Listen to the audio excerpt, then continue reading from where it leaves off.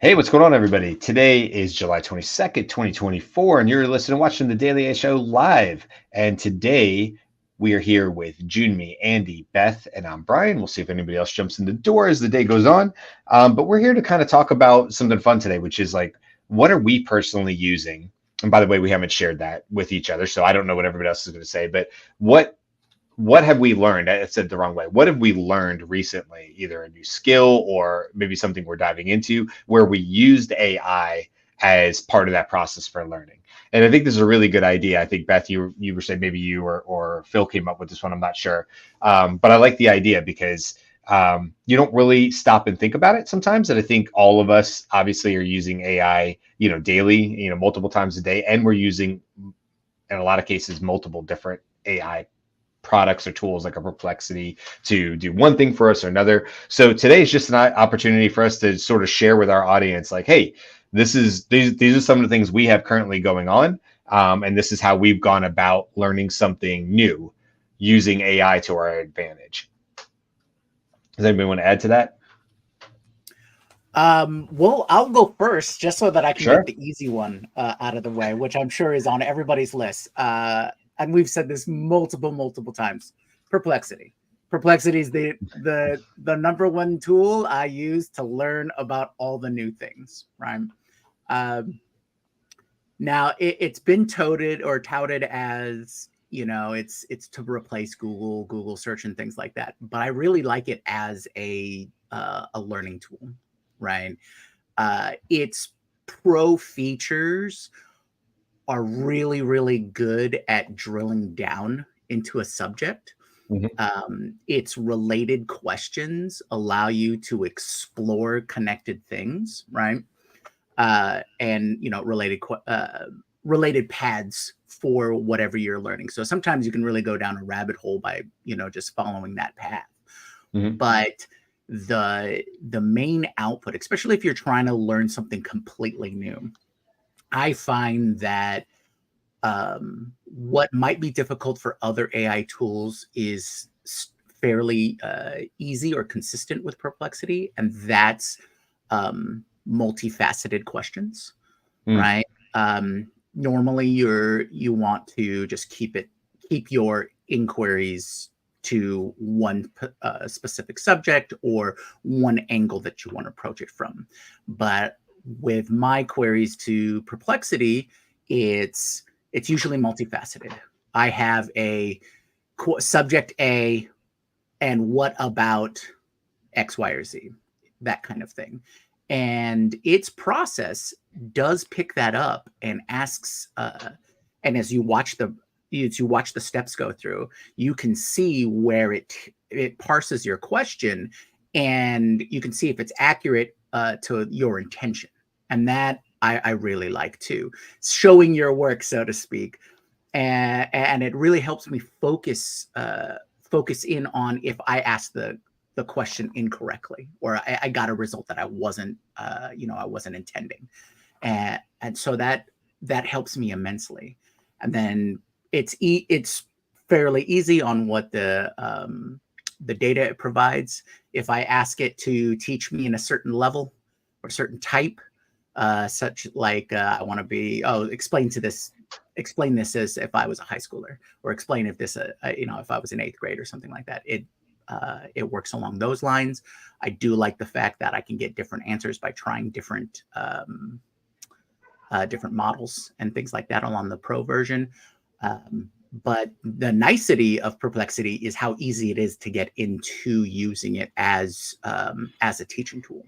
Teach Mhm. me X, right? Explain to me Y. Those kinds of questions does get an in-depth response, and I can just keep going and going and going with it. So I think that for me, that's my number one tool and is indispensable for research for the show. So yeah, I'll take the low hanging fruit and say Perplexity right off the bat for everybody on that one. So I just want to add a couple of specifics for that. So one of the things that I use AI to learn, and specifically Perplexity, as Jimmy was saying, is cultural references. So on X, one of the things that that makes it, so amazing is because it's an international like forum, right? You're being able to hear things from everybody's, not everybody's on X. All of the people on X are not necessarily American, the same age as I am. So like there are cultural references that people make in their regular communication that I just don't have reference for. And I take a screenshot of what I'm reading, I upload it into Perplexity, and I say, what is this referring to? Right. And it's referring to a Antonioni movie, named this, right? Like those kinds of things that help me understand the culture underneath the conversation that's happening is really helpful and also super quick. Right? Like I get that answer right away as opposed to Googling something, trying to describe the image that I'm seeing because Google wasn't going to allow me to search by the photo. Or if I search by the photo, it's looking for other sites that have this exact screenshot on them. That's not helpful, right? Like there's just a bunch more things that I have to do. And we've talked about how AI is dropping the barrier for language, right? That the ability of like your AI in your pocket to be able to translate what you're hearing in another language and being able to get that in the language that you speak, that doesn't include the translation of culture. And so I find this specific thing really helpful. Yeah, That's I'll mine. add to that for sure. Just being over here in France and obviously in Paris for the last week and a half so far. You go in the grocery store, the things we needed in the Airbnb, because we're having to hang dry everything. We do have a washer, but we're having to hang dry everything. And it gets a little rough. Towels get a little rough and stuff. So we wanted to add fabric softener. You forget how easy that is back home, but now you got to go to a store and the label is 90% of the time it's all in French. It's not like there's no labels over here that have English on them or you can't figure it out. But man, is it helpful to be able to throw an image in, not just a Perplexity, but some of the other tools as well to get a translation. And to your point, Beth, with an image, it's not like I have to type this in and try to get the letters right. And how do you spell that in French? Because it doesn't sound anything like it looks 90% of the time. I will give you an example. Saint Michael, or what we would say is Saint Michel, as a metro stop, sounds something like Seychelles. They throw out the T, the MI, they ignore half of the words and they just the letters and they just go with Seychelles. So that makes it tough, right? Because even if I'm listening and I'm really trying to figure out the letters, it makes it like, well, how do I spell that? Because there's literally letters missing in the pronunciation. So it's huge, and Perplexity is great for that. And I'll add one other one to it. Just getting additional meaning. It's those follow-up questions sometimes, especially when I'm over in another country. And to your point, I'm trying to pick up on the cultural references. It's more than just the one layer deep of specifically what is the definition of this thing. Perplexity will give you the definition, but will give you the understanding behind it. And that can be huge when you're living and working in another culture for a while to just try to help to understand the cultural references, the norms, things like that. It's not always just about translate the shampoo bottle or something. It's helpful for that too. But going that one layer deeper and feeling like you truly understand it. Example of that today was my wife wanted to go have a picnic. So we were doing a typical Parisian picnic in one of the squares over here, which is absolutely beautiful. And my wife and my daughter are going to go make their own perfume, something they really wanted to do here in France or in Paris. So they're going to be doing that. And so my daughter Sophia is like, I should ask like a ChatGPT or something like for ideas for a name, because you get the name your perfume, right? And so it's getting all these kind of crazy things, whatever. She's like, Dad, you're better at doing these questions than me. I was like, well, I mean, yes. So she gives me things. So I go off into these questions or whatever, and it's saying something about Fontainebleau. And so she's like, well, what arrondissement is that in? I was like, I don't know. Let's go find out. So Perplexity we go. Come to find out, it gave us this amazing, it was using a Sonnet on the back end, but it gave us this amazing explanation of how it wasn't in one of the arrondissements. It wasn't a specific thing. It was a town outside of France, and what it was trying to evoke in this naming of this, whatever it was for the perfume, was an evoking of Parisian countryside with flowers and all these kind of things. We would have never gotten that answer if I had just Googled what is Fontainebleau? It would have said it's a town. It's a town outside of Paris. That's all you really know. It's a suburb. That's all, you know. But we got so much more out of it. My daughter got more out of it. I got more out of the conversation. It really enriched it.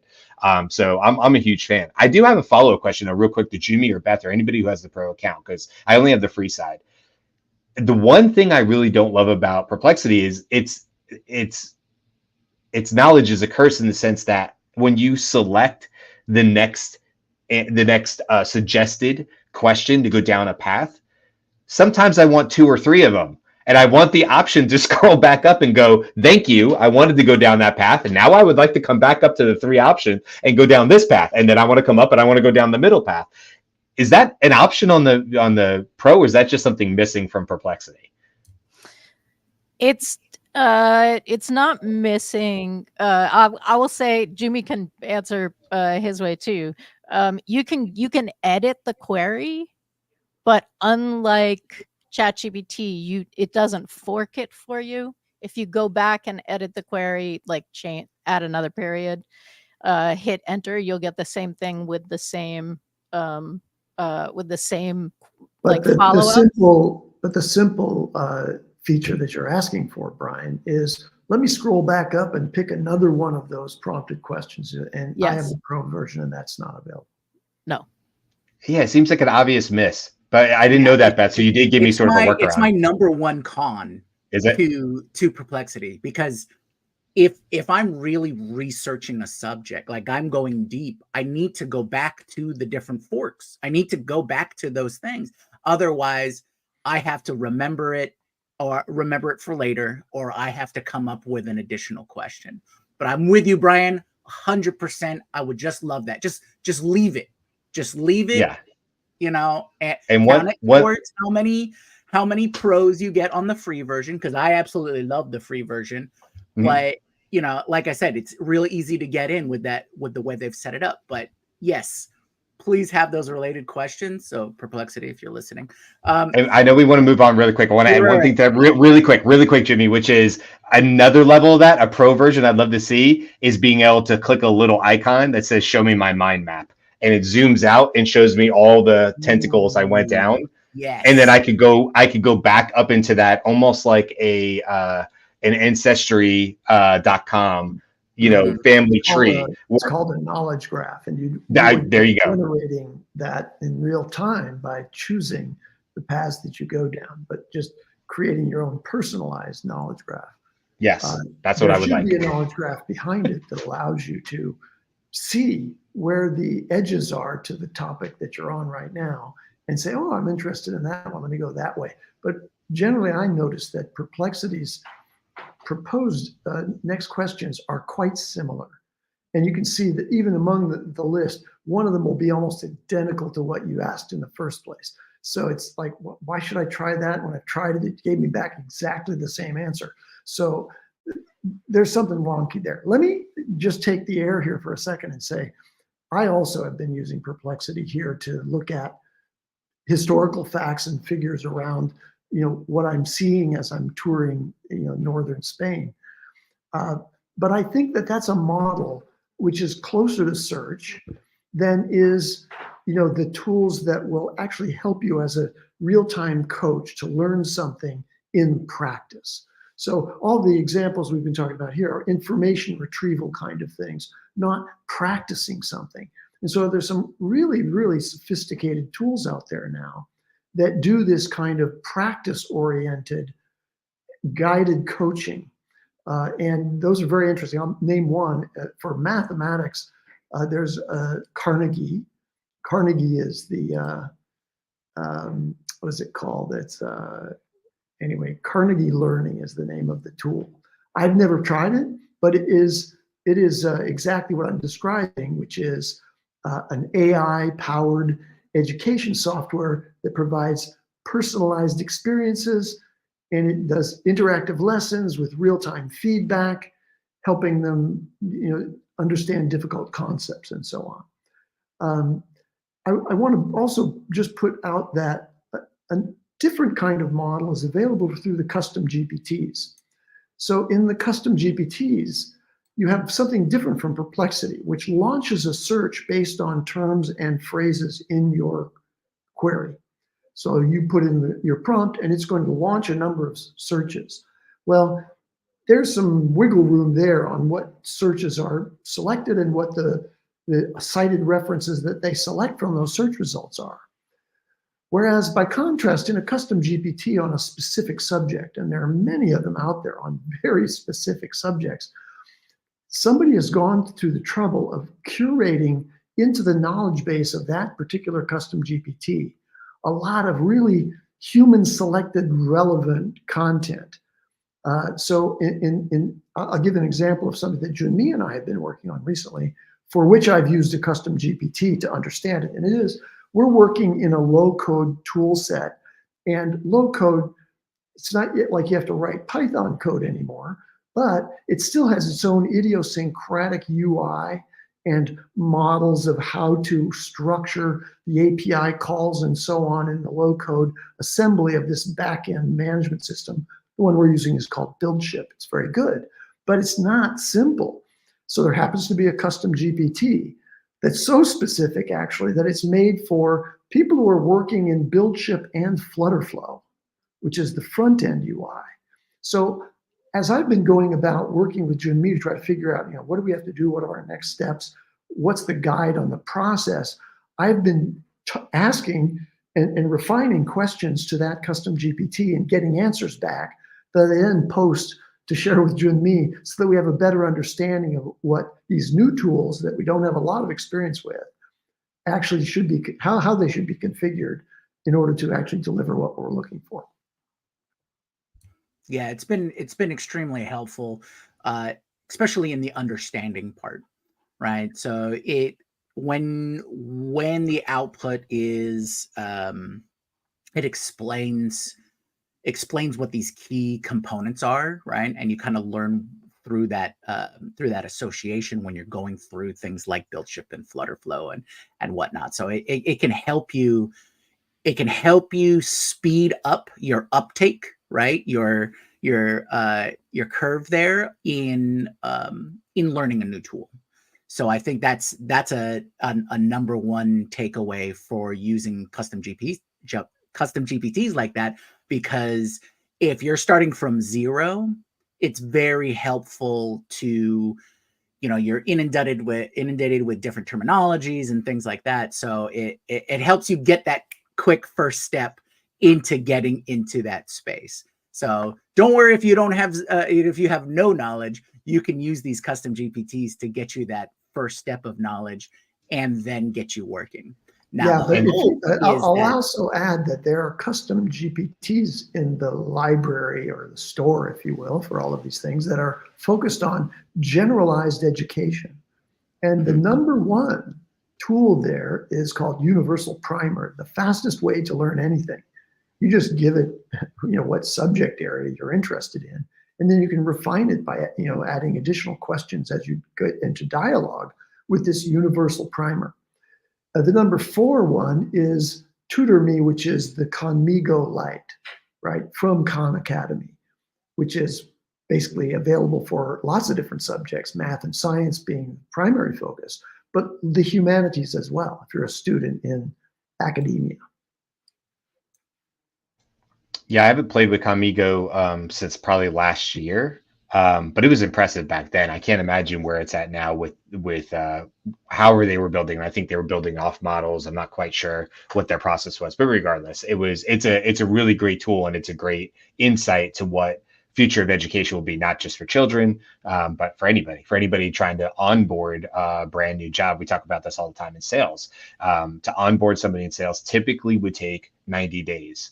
And we are consistently seeing that 90 days get chopped and chopped and chopped to the point where we believe in if not now, soon, you will absolutely be able to onboard somebody who was maybe in sales, but not in your industry. So they've moved industries, but they have maybe some basic sales knowledge. So it's not like you're trying to teach them how to be a salesperson.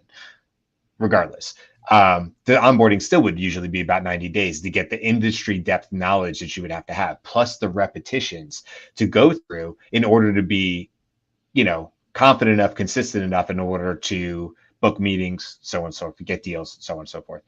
We're seeing that go down closer and closer towards, or trending towards 30 days. And it may dip below that, honestly, because now you can take, speaking of learning something new, now you can take custom GPTs, which we do. I've certainly built several of them, but the idea is essentially that you're embedding in it with knowledge documents on that particular company, so that all the reps that the reps are doing, the repetitions that the reps, sales reps are doing, are specific to their industry, sub-industry, what they're selling, what their company does. But then also it's got information about, how to adjust value props based on personas and things like that are really, really helpful. And what we know is that traditionally it would be very hard for maybe one AE or one senior rep who may be looking over a team of 4 or 5 or 6 to get that individual time with everybody. That's, not all companies have that luxury of having somebody just sitting in that role. More than likely, they're also selling, but now they have this additional duties. So this could be a really huge help to a lot of companies, just by enabling them to bring in new reps in an industry that does have a bit of turnover. It's pretty common for sales reps to move around and find their niche and find what really lights them up. And so it's not like we have 6 and 9 and 10-year reps a lot of times. So this is an opportunity to bring new people in without significantly having a lot of downtime for the company, and it can directly impact ROI. So there's a lot of value in just building specific custom GPTs. And frankly, I mean, I build them, but they're not that hard to do. They're actually very easy to stand up. And I think that's a huge advantage of them, is that at least with a custom GPT, it's not the most sophisticated software out there. It's not the most sophisticated AI tool you can build with, but it's fast. And so it can get you from 0 to 60 very, very quickly. And then you can decide where you want to go from there. But we're starting to find over and over again, it is very good for building MVPs or just a proof of concept. Hey, would you be able to do this for our company? You know what? I'm not sure. It sounds like something we could do. Let me go test it. And in about 48 hours, I'm typically able to come back with some reasonable, error margin in there, but some assurance to say, yep, I've tested it far enough in the last 48 hours that I feel confident that if we started going down this route, money change hands, so forth, we would be able to get to a really great solution. That's something I just simply didn't have as a tool set, a year or two ago. It's really, really amazing. And hopefully a lot more people are using it like that. And by the way, Carl's here as well. I know I've talked a little bit. I do still have my use case, but I want to make sure we jump over and get other people involved. So Beth, why don't we jump over to you? What was your learning use case? Something that you learned new, not specifically about the tool, but learning, what did you learn new and how did you go about it? So I learned, I troubleshot. Is that the word? Is that the verb? I troubleshot a JavaScript file. And I know pattern recognition kind of stuff, but this is something that Riley Brown talked about recently, just going through and doing it line by line. What does this line do? Why is it in this file? What is the form of this, that kind of stuff, and literally just going line by line. And because I did that, I was able to actually fix something that Grimoire couldn't fix, and Sonnet 3.5 couldn't fix, and Gemini couldn't fix, because in that context, it's a curse of knowledge, right? There's so many places that could be impacting why this particular file wasn't working, but the human in the loop plus the AI made it so that I could recognize that there was a pattern that was correct, which is why they weren't seeing it, which is why I think the AIs weren't coming up with it. But that being able to go through in a file that was causing a client like headache after headache after headache, and being like, yeah, no, I know we could go to a bunch of other AI things, but what I'm going to do is AI as my assistant, not me assisting AI, right? I'm just going to go line by line, find out why that's happening. Why is that comma there? Like, is that needed? No, actually. Could it be causing the problem? It shouldn't, but of course, then when you fix the file, you upload it, and the proof is that the thing is fixed. So that's what I did. In some ways it's like, I'm not a doctor, but I can play one on TV. This gives me that option to be able to play much bigger than my knowledge set, but still be the person deciding what's happening. And clients come to you with all kinds of problems. Can you fix this? I don't want to have to find a JavaScript developer, right? Like, yeah, okay. Yes. No, what's cool about that, Beth, that you just said, that I wouldn't have really thought about this, but it sounded like to me you were explaining a situation where you were pretty effortlessly able to give the reins over to AI and then take them back, because that's how normal learning will go, or troubleshooting will go, is that it's not that I need to hand this all the way off to AI, but there's parts of maybe a continuum where you are in this process and you're like, okay, my knowledge takes me to here and I am the better person to handle this part. This is definitely more of a human, but I have an AI assistant. But there was also, it sounded like, times where you were able to lean back and say, okay, for this next section, I am going to be more or less the assistant or the human in the loop to the AI. It will get me to this next level, and then it may go back and forth maybe multiple times throughout that process, which is really a cool idea, is that it does not have to be one or the other. Right. Right. And that's exactly where we are. And if you want to make sure that the quality that you're getting out is in alignment with your own standards, you do want to be in it while it's being built, right? You want to know those pieces. And it's lovely. That's a cool use case. Yeah. Carl, what's your use case? Is there something you have specifically learned with AI recently? I've been using, there was a couple of problems that a client came up with, and some of their stuff was built on Ruby on Rails. So what I like doing is actually using Claude artifacts as a kind of tool to help me, give me a learning, like an interactive learning tool to showcase it. And then kind of from there, show me the problem. It's all, and help me visualize it back to the client, exactly what we're looking to do. So it was really tough to do that with all the other tools, because you couldn't really, it was hard to describe it, but this helped me show it so much better. So that's where, and then anything else that I've more so, if I want to learn a little bit more on this, it's mostly, can you build me an interactive learning tool about this? And then it would do it, and it would actually be pretty good at doing it. So that's what I've been kind of finding for the last, I don't know, couple of weeks, using that as a way to, if I need to deep dive into something, that would be it. Now, mind you, I don't pay for Claude. So I only get so many a day, which is fine for what I need it for. I can't justify paying for anything when something else will come out in like whatever. So it's hard, because I paid the $14 for Gemini, and then it just didn't, I was like, I'm not using it enough. And then Claude, I was like, I remember several months back not using enough. So there's sometimes when I wish I paid for it, but the $28 in Canada, it was like, I don't know what my use case will be month to month. So that's where I am. But as a learning tool, fantastic.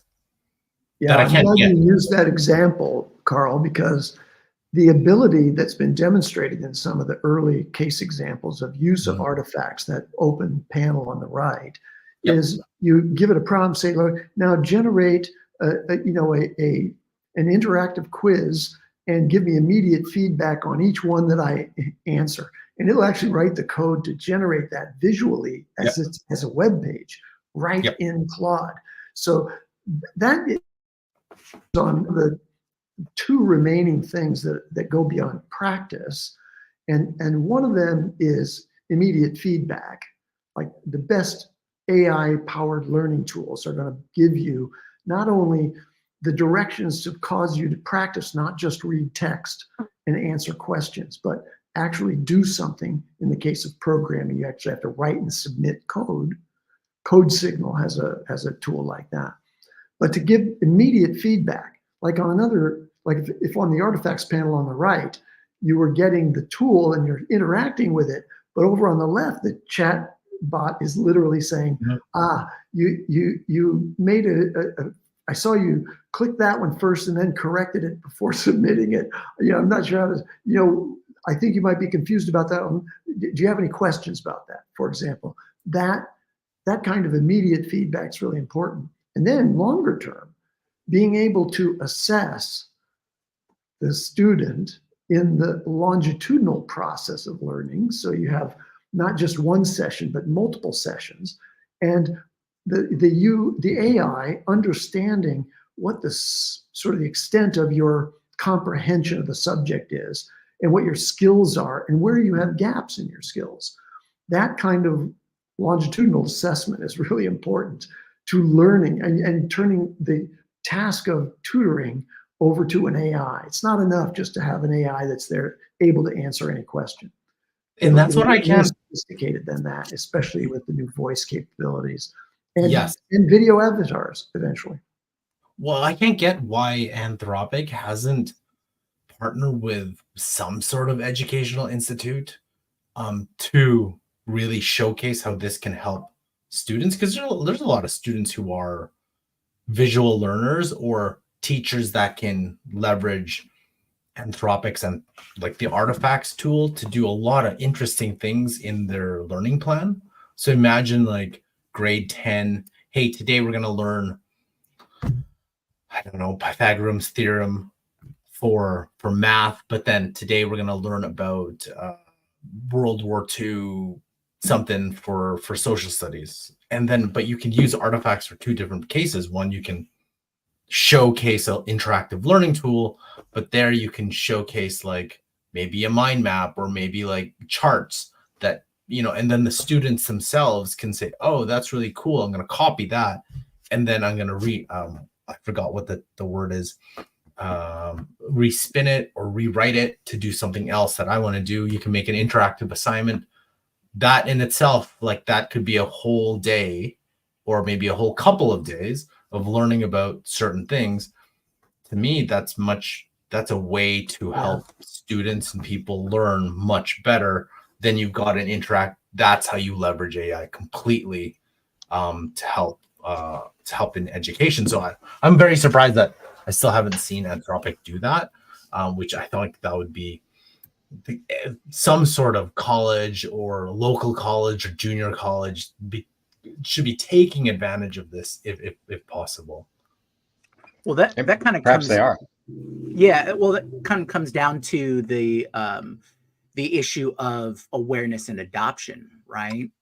And I think one of the focus for this show is how is AI moving into education, right? Let's talk about education and AI specifically, because a lot of the initial responses that I've heard from the educator side has been, oh, no. Universities just say, no, we don't want you to use that, right? Or on the other side, they say, for the smaller percentages say, yes, well, we realize you're going to use this anyways, right? Because isn't that the largest percentage of use, like on ChatGPT, is during those, the school months, and then now it'll be a huge drop because we're going into summer and all those kinds of things. So there's a recognized use. All of the kids are using it. So let's talk about how that's going to adapt, right? And I know, Andy, you've talked about these educational tools and spaces and things like that. Do we have a solution, and are there solutions that we're aware of that will help in that move to AI enabled education? What are we seeing in these next few months, years, and things like that? Well, there are a number of influencers who are guiding the design, particularly of sort of lesson design or educational learning process design for incorporating AI, both for individuals learning and our educational K-12 and college level educational processes. but also for learning and development within corporations. So the current model for almost every single thing you've ever had to do, whether it's an HR, checkbox thing you have to watch in a corporation, or it's something about, onboarding employees. The format's typically, here's a video, sit there, try to pay attention. At the end, we're going to ask you some questions to make sure that you stayed to the end and you listened a little bit, but we're not scoring you on it. We're just that's what you've got to do in order to get to the next video, and then you get through all of those. And there are statistics that say that process that I just described, which is a knowledge transfer process, has a retention rate of about 12%. Whereas interactive exchange, which is challenging the learner to actually be able to track and interact in a conversational dialogue and interact with the screens with tools like the visualizations that you were talking about, Carl, that has a much better retention rate, like in the arena of 60% in this one-to-one model. So it'll dramatically improve the learning outcomes. And yes, there are a lot of people thinking about this. I can't remember which one it was, but somebody who just left one of the major AI companies is launching their own startup. Maybe one of you will remember. Andrew Karpathy, isn't it Karpathy? Yep. Yeah, he's focused on education. So his new AI is going to try to advance the process, and I apologize for not remembering what the unique selling proposition of that particular design objective is for that tool. But so major minds in the world of AI are thinking carefully about how do we change the education process, not only for our students who are, our children, but also for individuals who want to learn anything. So I want to show you something really quickly here, because I wanted to see, it just got me thinking a little bit more, and I think some of you have already probably seen it, where I wanted to, it's like, hey, I want to, I keep forgetting about, I want to true my, it's called truing your wheel for your mountain bike, to ensure the spokes are essentially straight, not curved.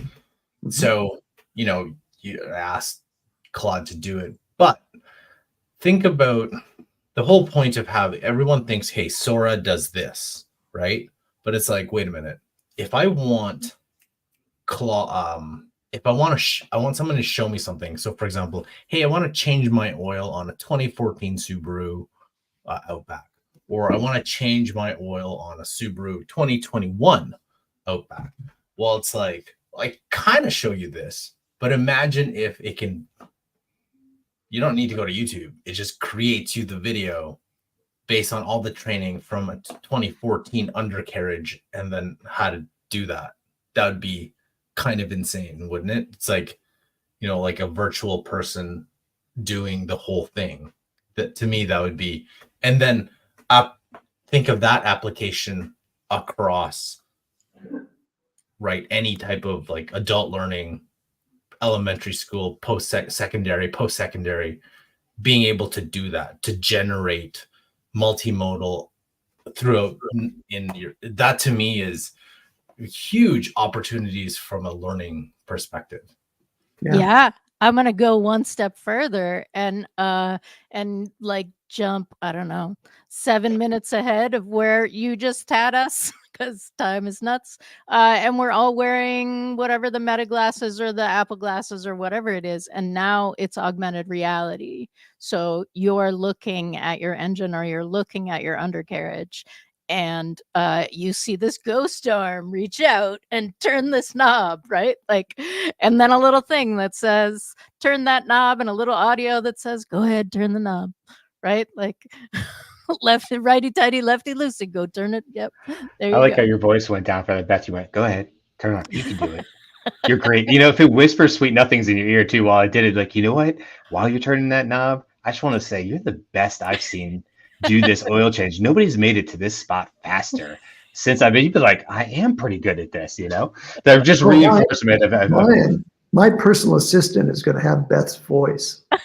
It's- I love it. I love it. As should everybody's. I want to share my use case really quick here, and I'll try to keep it succinct, because it kind of builds off of a lot of what you guys have been saying. But I was going to jump off of where Andy was, because Andy, you were talking, well, Jimmy, then Andy, in that chain of thought, which was that, just learning, this education. And Andy, you brought back the idea of quizzing, which I think is a fantastic way. Beth, you've talked many times about brainstorming, and that sort of can be part of that. So my use case of where I had to learn to do something that I had literally never done before, and that was create a maturity assessment. I know it by name. I know it by seeing them. I'm familiar with them, but to say I truly understood what the root, not cause, what the true reason for having a maturity assessment on a particular topic. This is when we're dealing with clients. I didn't have that. So I needed to create one. That was the goal, at the end of the goal for AI. Okay. Well, I started with ChatGPT by doing actually what you said, Andy, and what you were saying about Jimmy, which was, I said, help me understand. Well, there was a long process. I'll skip all that, but there was a conversation between me and the AI about understanding that what a maturity assessment was in fact there to do. What was its job? What should people get out of it? If a client is going through maturity assessment, what is the best case scenario on the other end of that? What is good? What does great look like? These are all questions you can easily ask, right? Inside a ChatGPT. And then what I wanted to do is say, okay, I believe I have this understanding, because I wanted to have an understanding what was going on. And so then what I did was I said, okay, let's quiz me back. And so I don't say necessarily say quiz, but I said, ask me some questions and I'll give an answer on it, because I want to make sure there was that baseline there. Once I got past that part, now was actually time to go and create this actual maturity assessment. So I could have just jumped in. I literally could have just put a prompt that said, create me a maturity assessment for blah, blah, blah. And it would have, but it wouldn't have been as good, because number one, I wouldn't have been able to check what the output was, because I didn't have the baseline understanding if I had just jumped to that step. So better to inform the human first, educate the human first, so I could be a co-pilot to the AI. And as we were talking about Beth, you could go back and forth. So now once we did that, I was able to say, okay, let's start. So we worked through a series of questions, but okay, that just a series of questions isn't going to really get you to the answer, because there has to be some end to this. So then after we did a series of questions and we went back and forth and there were some adjustments and things like that, we had a series of questions that had a series of multiple choice answers. And sometimes it was 0 to 10 on a rating scale. And sometimes it was literally A through E. Okay. But now I need to have a better understanding of what good and great looks like, and what's the word I want. What's the impact of selecting any one answer or any one choice for any one answer? So now there's 50 questions, there's 5 answers each, right? We're starting to get up into the high numbers here, but AI can do a really good job of helping you break down and go piece by piece by piece. And now this created a 75-page document, of which I went through manually and I tweaked and I edited and I said, that's right, but that's not really there. And I went through that process. Well, okay, next step, there has to be a matrix. How do I score this? What does scoring look like? How would you go about scoring something like this in order to create something like a radar chart, or something that would be visually representative of result to the client? Okay, what does that look like? So then there had to be a whole matrix created. ChatGPT helped me with that. The last part of it that I'll just say really quick was, okay, now we need to put this into some sort of test environment. So it exists on Typeform. I have all my questions. It connects to Google Sheets. It sends all the answers to Google Sheets. And now I need to take the hypothetical test run of a company, dump it into somewhere to see if this is working. So what I did was I created a quick custom GPT, which was the actual maturity assessment. It took all the answers that came out of the Google Sheet. You dump them immediately into the custom GPT. It runs through the entire maturity assessment, and it has rules in there, like talking about giving high-level overviews, and then talking about giving detailed action items. What does the timeline look like? How would we even deploy this? Meaning, what are some of the quick wins early on, and so on and so on and so on. Multi steps to this. And I was able to go from literally, I won't say never know, I've seen maturity assessments. We had another example at the company, but not specifically for what I needed. Going all the way from there, all the way to creating something that was functional and could be deployed really in a MVP type environment. I won't say it's like it's ready for a client, but it's almost there. It's being tested internally it took me 3 days. It's 4 hours a piece for 3 days.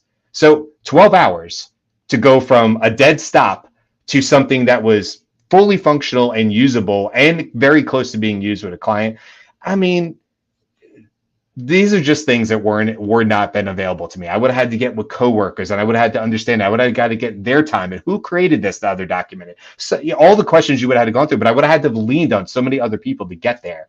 And instead, what I'm able to do is deliver something to my superiors and say, "This is where I'm at. Go take a look at this in its full function and give me your feedback on it, and then we'll make edits and changes throughout there." So just wanted to share that as my example, my latest example of like last week on this kind of stuff.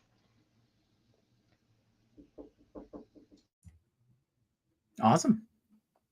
That's amazing. So we have we're gonna wrap up, but Jen used it to blow her friend's mind. Asked Perplexity to tell her what sort of salary range to ask for in a possible new job. Justin has used it to learn all kinds of things. And Leah is using it to create a 72 event unique checklist for events at my son's school. It's super sick. So thanks. That's useful. Brian disappeared. Now he's back. Do you want to take us out, Brian? Yeah, I got it. Sorry about that. I'm blocking the door to the Airbnb, so a little bit of moving and logistics in the Airbnb real quick. So I had to let some people go behind me. So I apologize for that. Yeah, let's go on and talk about real quick with the rest of the week. Tomorrow we're going to be talking not just about Sam Altman, but the sort of new rules that OpenAI has put out there about AGI. And the reason I bring up Sam Altman is because he kind of just said not too recently that he had given up in giving a definition of AGI. And here we are with an actual sort of definition of AGI, or at least the levels of AGI. So we're going to dive deep into that. The levels of AGI that OpenAI put out. For Wednesdays, the news is always. Thursday, Beth is going to be taking us through a really cool use case of structure prompts using Google AI Studio. If you really want to understand how to use structure prompts, you need to show up for that, because Beth is a whiz and a master at that, and we all learn from her internally. And then Friday, Carl's going to be taking the wheel a little bit and talking about a particular software or service called Floor Plans.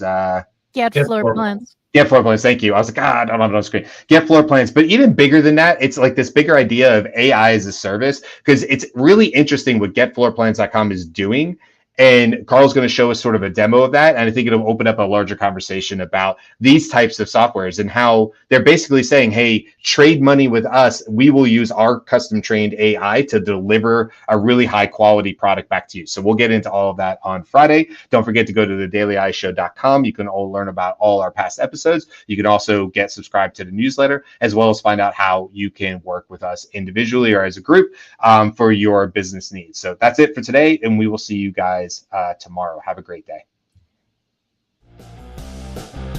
Aloha.